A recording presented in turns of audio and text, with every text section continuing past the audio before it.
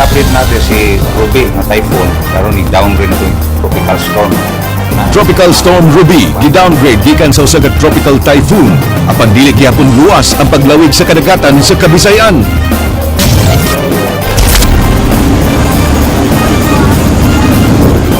Sugbo gihimong sentro sa relief distribution sa mga biktima sa bagyo sa Eastern Visayas. Apan nagkuwang ang mga eroplano nga manghakot niini. One-stop shop gimugna alang sa paghikay sa mga papeles sa pagdawat sa mga hinabang gikan sa gawas sa nasod.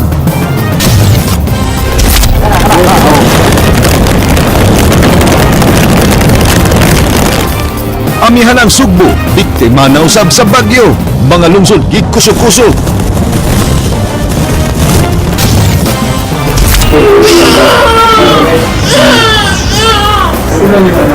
Mga mapdos naahat pagpanganak tungod sa kalisang sa bagyo, mga baby Ruby ug Rubilito nangataw.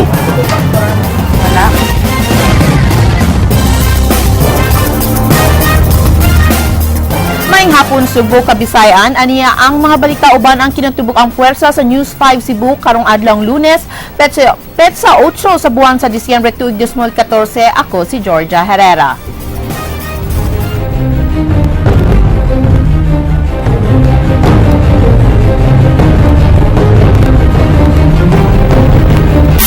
Suspendido gihapon ang klase sa tanang level, mapapribado man o pampublikong tunghaan sa tibok lalawigan sa Sugbo, ingon man sa mga dakbayan sa Sugbo ug Lapu-Lapu tungod sa bagyong Ruby. Hinuundunan na trabaho karong adlaw sa mga pampublikong buhatan. Ang mga empleyado sa Cebu City Hall gipatabang sa pagpanglimpyo sa mga lugar nga gihimong evacuation centers, samtang ang mga empleyado sa Kapitolyo nag-shifting aron patabangon sa pag-repack alang sa food packs. Atong susihon karon ang kahimtang sa mga dapit sa amihan ng Sugbo nga mo'y doon 12 sa bata sa bagyong Ruby. Ang lungsod sa Daan Bantayan nakasinati sa kabangis sa bagyo halusod sa 24 ka oras. Nasaksihan ang aksyon ni Andrea Patenya.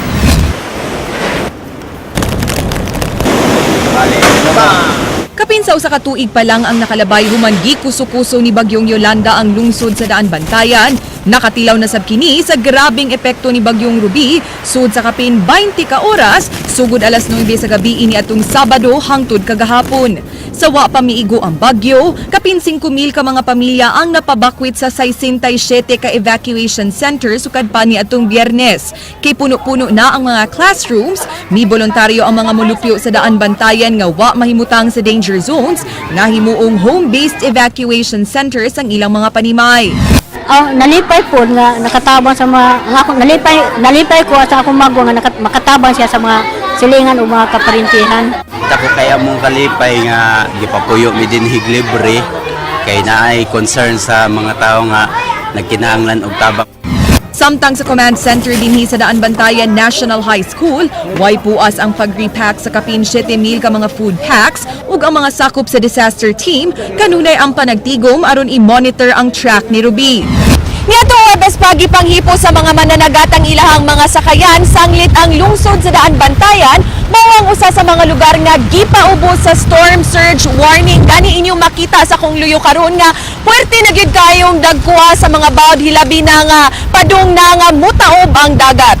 Munang amo panagat gilargo na lang mugsaka na mga pamot kay ron lang gud di madisgrasya. Kay nangatagam mo ni adto gyud. Nangatagam ni atong mga bag sa atong Yolanda nga dahang kay nga dugmok.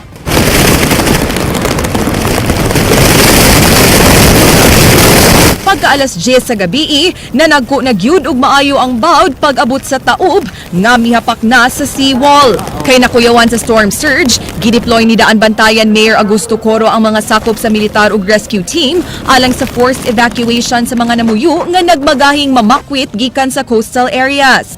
Kuya nato karon ang mga rescue personnel sa Daan Bantayan ug karon atong gisuta no kung doon na pa bay mga lumulupyo sa dapin sa coastal areas nga wa pa na makwit ug gani padayon nilang gikumbensir kining usa ka residente ning maong dapita apan nagpabilin gyapon kini na magahi gyapon kini sa pagbiya sa iyang panimay.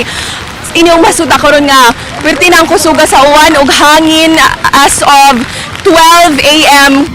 Sige lang, ma'am, kay okay ra man ko dire kay og tanalitan, makasabot man ko kay mananagat man ko ma-adjust naman ako na. Ganong, Awaray. man kay ka na ni Bakwit, sir. Waman okay, ako may nahabilin diri god.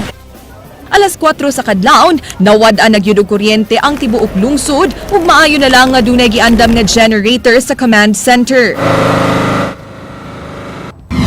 Pagkabuntag, padayon ang rescue operation sa mga residente nga last minute nang nakahukom sa pagbakwit, mao nga miabot na sa kapin 7,000 ka mga pamilya ang evacuees kagahapon. Ang problema, dunay evacuation centers nga gipangbahaan tungod sa busluton nga atop ug nang liki nga bungbong. Nag-agwanta in pastel kuan kay na nagbasa ani. May man tus una man kusog kang Yolanda pero dali ra manahuman. Ya kani dugay manahuman ha bagyo eh.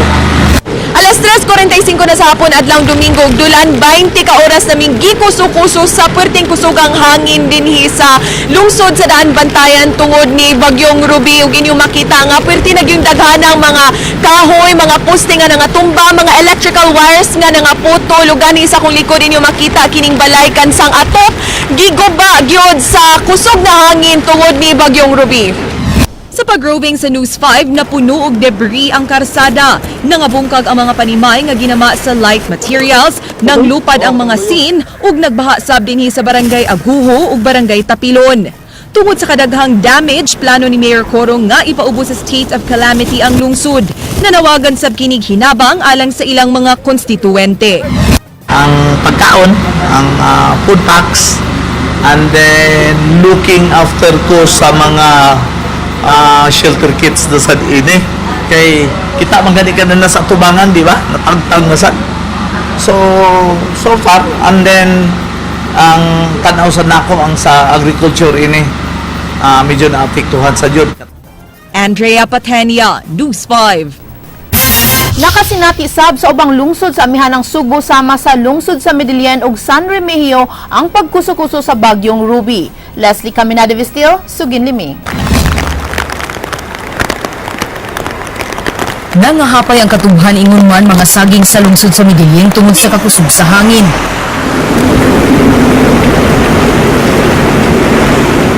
Gisusi ni Medellin Mayor Ricky Ramirez ang hideaway dinhi sa Barangay Tindog, ang usa sa mga tourist destination sa maong lungsod. Nabalaka ang mayor ug basin maguba na sab ang maong dapit sama sa nitabo niadtong Bagyong Yolanda, hinuon wa ra kini maunsa. Dagko sab ang bawd dinhi sa Barangay Mahawak, diin giabot ang tubig sa dalan, hinuon wa nay mulupyo sa dapit kay gipabakwit na. Sukuhay sa Medellin, malinawon ang dagat dinhi sa lungsod sa San Remigio. Apan kusog gihapon ang hangin ug uwan, hinungdan nga namakwit na ang mga residente. Na problema ang kagamhanan sa lungsod sa Medellin ug lungsod sa San Remigio, human magkuwang ang ilang mga relief packs nga lantang iapod-apod sa mga evacuation centers tungod kay bisa ng mga residente nga layo ra kaayo sa Kakuyaw, mibakwit tungod usab silang nasinati nga kahadlok niadtong Bagyong Yolanda.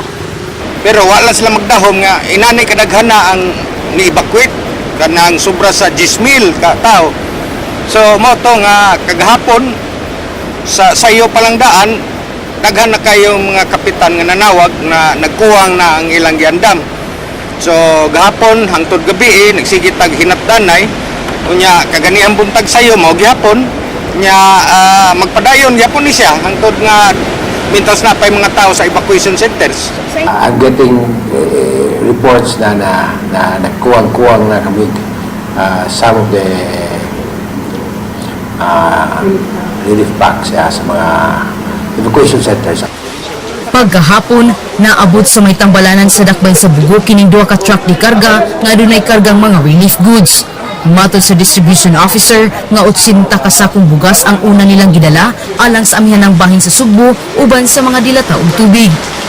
Ya, gani para norte gini siya. Initial pa niya mo siya.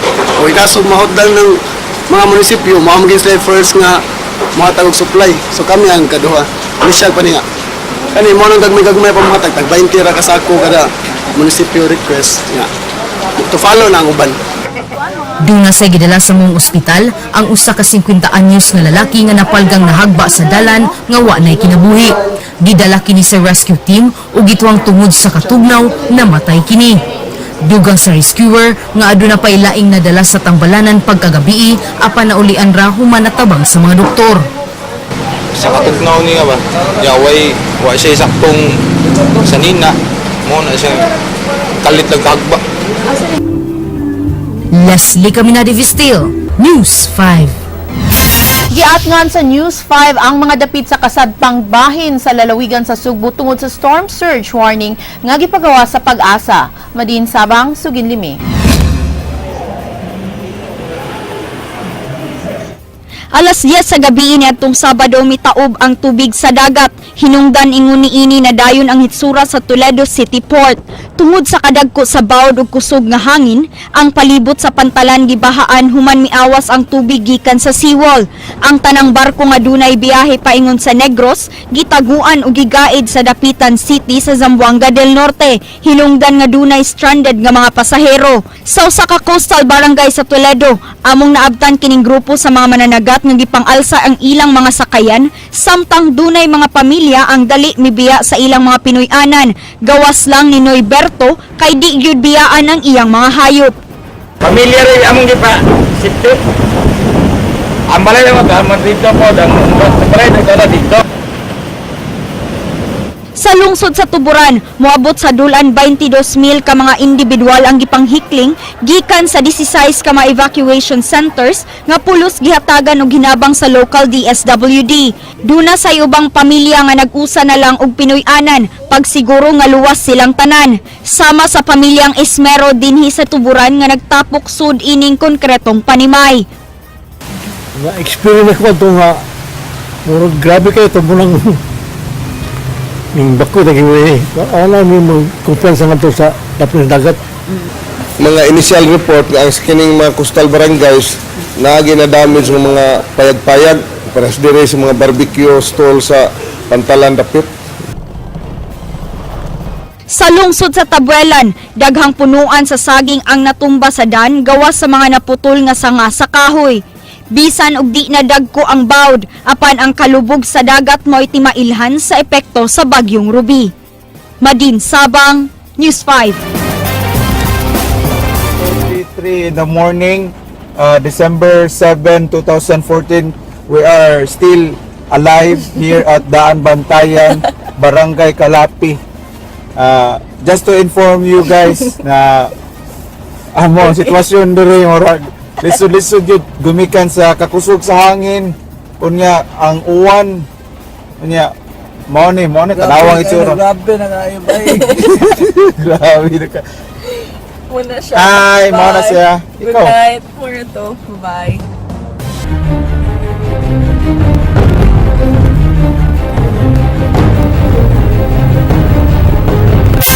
Tungod sa dagkong bawod hatod sa Bagyong Ruby, dunay pipila ka mga tao sa Talisay ang nag-surfing. Samtang ang sapa sa manangagi kahadlukang moawas. King Perez, Sugin Limi.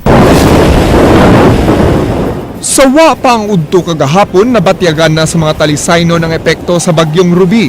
Dihang milandfall kini didto sa Masbate, diin dagkong bawod ang masaksihan sa kadagatan sa barangay poblasyon. Ubos kagahapon sa storm signal number 1 ang dakbayan sa Talisay, uban ang kalungsuran sa Habagatang Sugbo. Bisan pa man sa gidakon sa mga bawderi sa baybayon sa dakbayan sa Talisay, gihimong kalingawan sa pipila ka mga mulupyo diri ang paggamit sila mga surfboards tungod sa talag saong gidakon sa mga bawderi. Mao man mong lingaw diri sa Talisay basta kuan, ting bagyo. Lingaw? Oo, kay season ba, tagsara kayo siya mo kuan sa Talisay jud gi. Tagsara sa bagyo maabot ba. Gikabalakan sa pag-awa sa Mananga River, ilabi na sa mga namuyo sa dapli niini. Mao nga gipugo sa kagamhanan sa dakbayan sa Talisay ang pagbakwet sa mga namuyo dinhi sa paglikay nga maanod sa kusog nga sug sa tubig. Ang sitwasyon manggod di na tumatag-an ang naikalit nga pagtubo sa tubig dining dapita, so atong manggitanaw ang ilasang seguridad sa atong mga kaigsuonan dining dapita. So Hinoon pagka-alas 3 sa hapon, gimando na ni Mayor Johnny V. De Los Reyes ang pagpapauli sa mga namakwit nga mikabat og kapin o sa kalibo ka mga pamilya. Apan si Nanay Conchita nga nagpuyo sa coastal area sa Barangay Kansuhong, gusto pa untang magpabilin sa City Hall kagihimong evacuation center. Akong kaugalingon dili pa. Aduol mamigdagat. Pero after sa kwan nga murag ni hayag-hayag na, ni decision lang mi nga among buhian tungod kay nanguli, gusto na masagid nga manguli ang mga tao. King Perez, News 5. Kay magdahong nga taliwa sa pagkuso-kuso sa bagyong Ruby sa lungsod sa Daan, Bantayan, dunay mga bagong kinabuhi nga mahimugso. Gibisita ni Andrea Patanya ang tambalanan sa maong lungsod, diin 12 ka magsuso ang gipakataw. Dini sa Daan Bantayan District Hospital, 12 ka masuso ang gihimugso sukad ni atong Sabado hangtod alas 8 sa buntag kagahapon. Usa sa mga inahan nga nanganak alas 6 sa gabi ini atong Sabado, ni pangan sa iyang labing unang anak ug Ruby May, aron kanunay niyang mahinumduman ang sakripisyong giagian ni atong adlaw. Sa obserbasyon ni Mommy Juveline, ang iyang anak nga si Ruby May sa magkaisog sa karakter sa bagyong Ruby. Dako niyang kalipay nga luwas siyang nakaabot sa ospital taliwa sa kusog na hangin. Ang gibati, kahadlok og kuan, kalipay na lang, kay nakaluwasad ba. Gawas ni Mommy Juveline, usasab sa mga nanganak si Nanay Marites, nga may pangan siyang baby girl ug Holly. Kaingon ka nga marag, mas challenging yung pagpanganak ng hapon, nga naman. Kusog ang hangin. Nga, sa'yo nabati ng hapon. Oo man, makiram, hadlok sa gamin. Nga naman. Kusog ang hangin, awan. Mato ni Dr. Clint Banaay, ang Rural Health Physician sa Daan Bantayan, sa District Hospital gipangda ang tanang mga nakay kay nahimutang sa danger zone ng ilang birthing center. Gipasabot sab sa doktor nga posibleng hinungdan sa sayong pagpanganak sa pipila ka mga inahan, mao ang kahadlok nga ilang nabati tungod sa bagyo. Fear is caused by hormonal changes man. Hormones is also the reason nga makakos og contractions. Wa hinuoy gida nga pasyente tungod sa pagkaangol sa mga debris sa bagyo, apan dunay duha nga gida tungod sa bronchial asthma tungod sa grabing katugnaw ug kakulba. Sigun sa mga doktor, usa ka pribilehiyo alang kanila nga makapangalagad sa publiko taliwa sa pagkusukuso sa bagyo.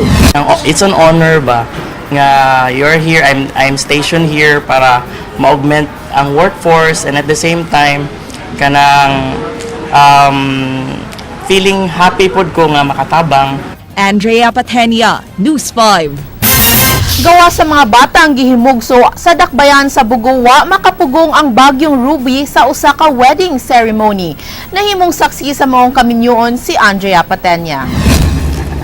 Nagsugod nagkusog-kusog ang hangin din sa dakbayan sa Bugo sayo sa buntag niadtong Sabado. Apan si Love nagkanayon nga sama sa iyang ngan, mas kusgan pa ang iyang gugma kaysa sa bagyong Ruby ug di kini makapugong sa ilang kasal ni Romel dinhi sa Archdiocesan Shrine of San Vicente Ferrer. Matud sa duha, ang maong adlaw gyud ang ilang gihuwat human ng unom ka tuig nga panag-uban, mao nga di sila musugot nga di kini mahinayon tungod lang sa bagyo.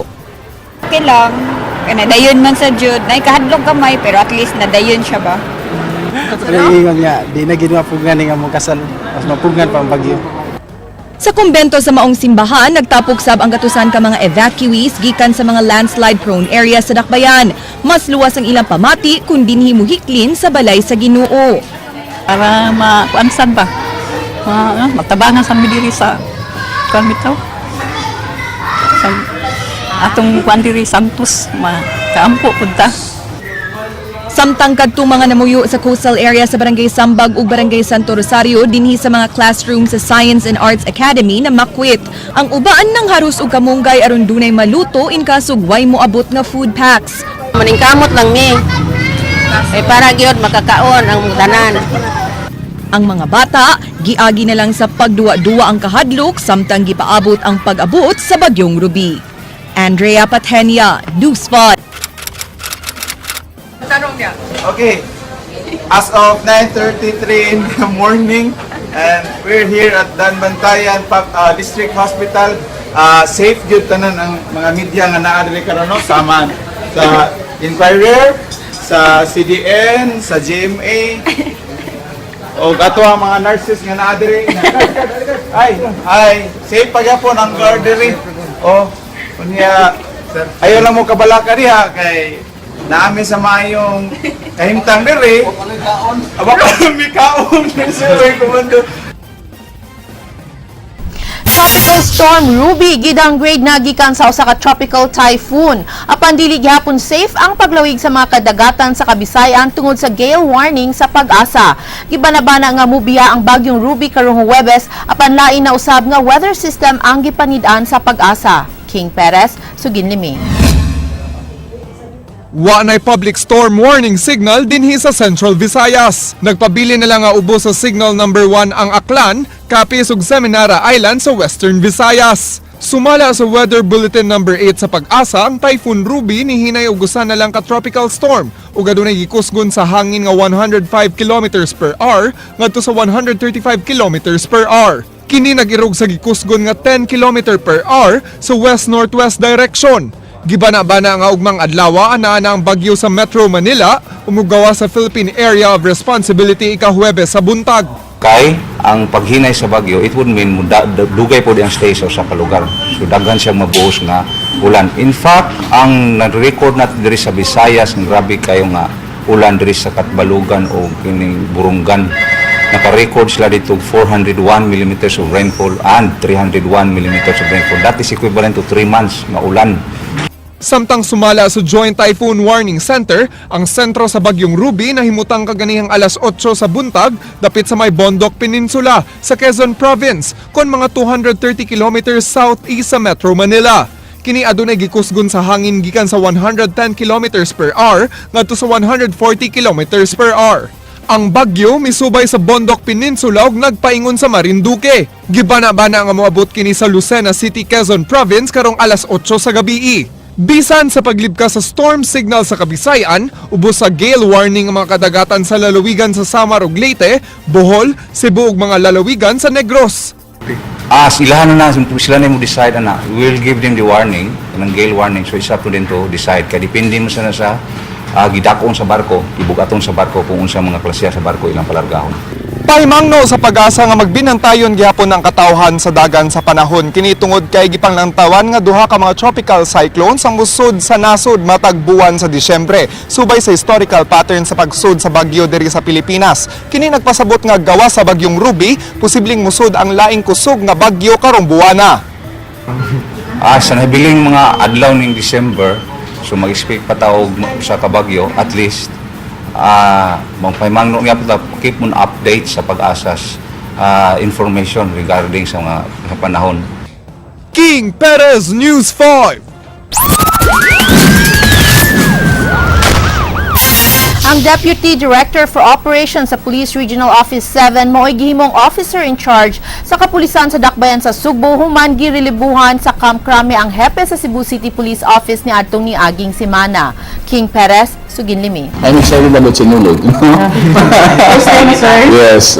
Human girelibuhan si kanhi Cebu City Police Director Noli Romana, gitudlo dayon ni PRO7 Regional Director Prudencio Tom Banyas, si Police Senior Superintendent Conrad Capa, isip officer in charge sa kapulisan sa Dakbayan sa Sugbo. Apan giklaro ni Capa nga dili kini agi og pag-demote kaniya.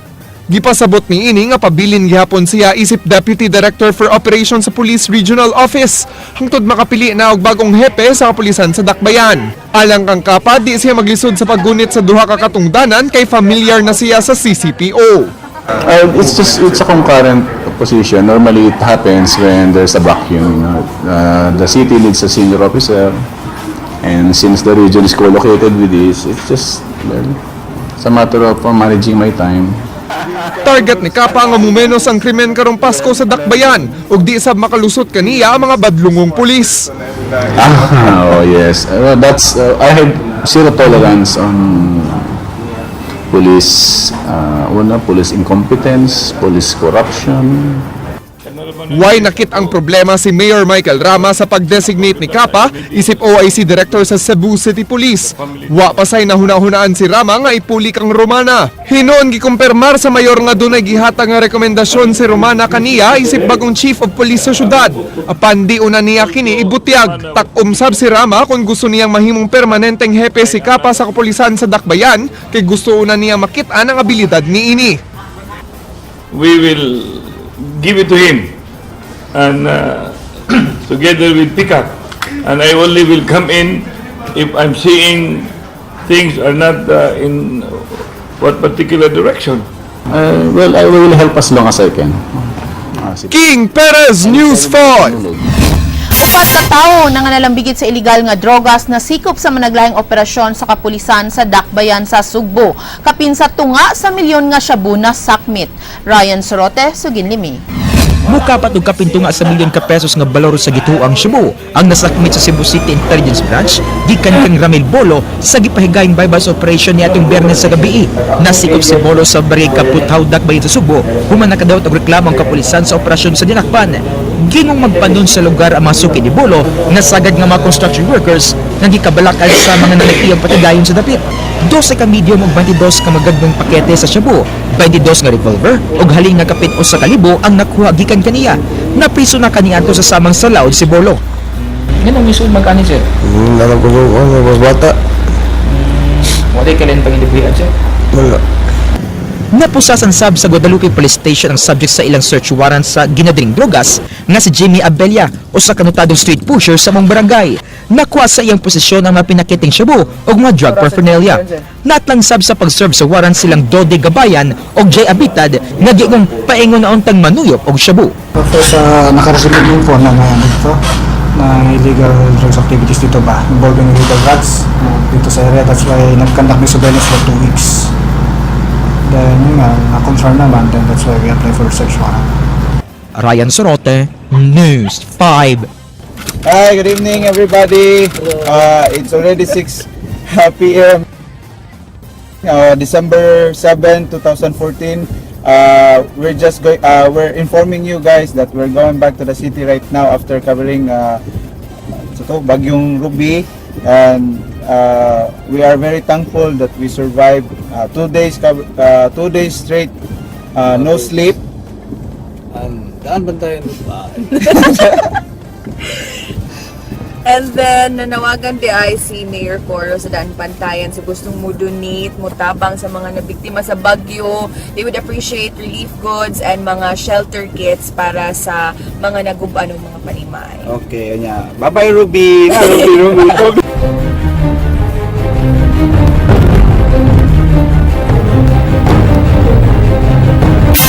Duha ka adlaw human sa Bagyong Ruby, mipahigayon og coordinating meeting ang Provincial Disaster Risk Reduction and Management Council uban ang mga representante sa mga NGOs ug international NGOs kaganiha.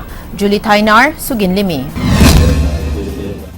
Usa sa gihiskutan sa coordination meeting mao ang hindabang nga ilang mahatag sa mga nabiktima sa kalamidad. Gisusi kaganiha ni Governor Junjun Davide ang kahimtang sa mga biktima sa bagyo sa isla sa Bantayan, dala ang mga hinabang.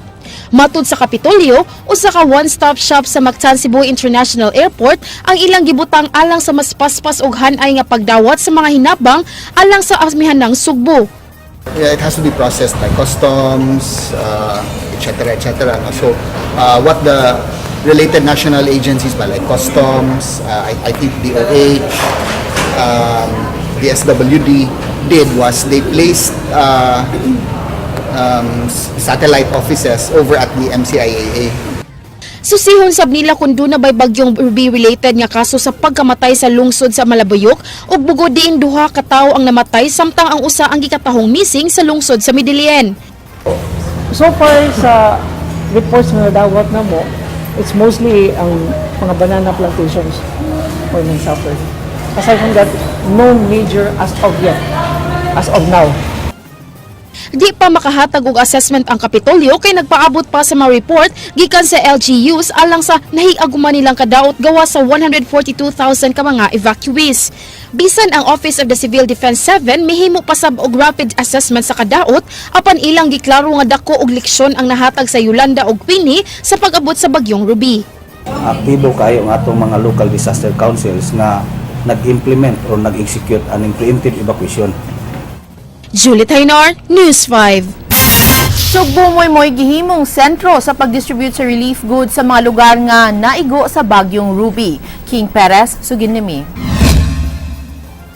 Sama niya itong Bagyong Yolanda ang Cebu Moy Operations Hub sa Kabisayan alang sa mga hinabang sa mga biktima sa bagyo. Gihimo ang sugbo nga sentro sa relief efforts sa Department of Social Welfare and Development. Niadtong Sabado, 30,000 food packs pa ang available sa DSWD. Lakip sa mga nag-volunteer sa pagputos kining mga langyaw sama ni hining Danish national nga si Kirsten. Because I can, because I'm here, because people need help. Personal nga gibisita ni DSWD Secretary Dinky Soliman ang Relief Center sa Cebu International Convention Center. Matod sa DSWD Secretary, na ang Cebu mo'y labing safe ug strategic nga lugar sa pagrepack ug pagpada sa mga food packs. Ding malalaking warehouse sa Tacloban at saka sa Eastern Samar. So, sa ngayon, ang hindi rin namin ginawa sa Maynila gaya nung nangyari last time kasi mas mahirap dalhin dito ang mga pangangailangan ng mga tao dito from Manila. 50,000 ka mga food packs ang gitinguhang maputo sa DSWD Region 7 matag adlaw alang sa mga biktima ug mga evacuee sa bagyong Ruby. Awag sa DSWD ang mga dugang volunteers aron mapaspasan ang pagputo sa mga ipadalang hinabang. Mipasalig si Suliman nga madala dayon ng mga food packs sa mga apektadong lugar sa Eastern Visayas. Target nila nga mapadala ang 100,000 food packs karong adlaw. Mga C-130 nga eroplano sa Philippine Air Force maong gamiton sa pagpadala. Dugang C-130 planes ang ilang ipaabot aron makatabang og hakot. Mikabat og 350,000 food packs ang napadala sa DSWD niadtong wa pa mosulod ang bagyo. Galing lang ako ngayon sa airbase. May gym doon mamayang gabi at bukas ng gabi. Magdadala na kami ng goods, yung nanggagaling dito para ready for loading on the first C-130 that's going to land. King Perez, News 5. DSWD nang inahanglan og dugang volunteer sa pag-repack sa mga pagkaon nga ihatod sa mga biktima sa bagyong Ruby sa mga probinsya sa Samar ug Leyte. Ryan Sorote, Suginlimi. Niatong Biyernes pa nagsugod ang pagpamunto sa Department of Social Welfare and Development dinhi sa Cebu International Convention Center isip pagpangandam sa bagyong Ruby. Target nila nga makapadaog 100,000 ka mga food packs ngadto sa Eastern Visayas nga may labing apektado. Apan wa pa makaabot sa ilang initial target ang DSWD nga 50,000 ug anaa pa sa di mo menos 10,000 kaputos kay kuwang kayo ang volunteer sa pag-repack. Sa kadaghan sa mga biktima sa bagyong Ruby sa Leyte o Samar, inira kagamay ang mga volunteers dinhi sa CICC alang sa repacking sa DSWD. Awag karon sa mga hensya sa uban sa paggahinog oras og panahon aron sa pagtabang sa nginahanglan ug aron sa masustenera ang ilang operasyon o makahatag sila hinabang sa mga nanginhanglan. Sa pagsugod sa mga operasyon, kapin 200 ra ka mga volunteers gikan sa Philippine Coast Guard, armadong kusog, mga pribadong grupo o ubang individual ang nagtinabangay sa repacking. Actually, naami time pa, instead of maglaag, we put it in a purpose nga marami para mag-repack og goods. Lakip nga mitabang, kining grupo sa mga batanon na sayran nga sila mga biktima sa bagyong Yolanda. Nindot ang feeling kay at least wala ka dito pero at least nakatabang ka sa iyong mga kababayan nimo. We're still appealing for concerned citizens to volunteer, especially during night time. Kasagaran ng mga volunteers manguli na sa 6 o'clock. Naglaom ang DSWD nga dunay moabot pa nga mga volunteers aron motabang kanila kay nagkadugay, nagkadagan usab ang panginahanglan sa mga biktima sa bagyo. Ang mga barko sa Naval Forces Central o mga eroplano sa Air Force may mudas sa mga hinabang ngadto sa mga dapit sa Eastern Visayas. Ryan Sorote, News 5. Di pa makalarga ang mga barko sa NAVFORCEN kay wa pa gilibka sa ang storm signal sa Kabisayan ug kun ang eroplano ang hisgutan, duha ra ka buok ang available sa pagkakaron. King Perez, Suginlimi. Nagsugod na kaganihang buntag ang pagload sa mga relief goods sa DSWD Region 7 sa mga aircraft sa kasundaluhan. Dinhi sa Benito Ebuen Air Base sa Mactan, dunay 6,640 ka mga food packs nga andam ng isakay paingon sa Katarman Northern Samar ug Borongan Eastern Samar.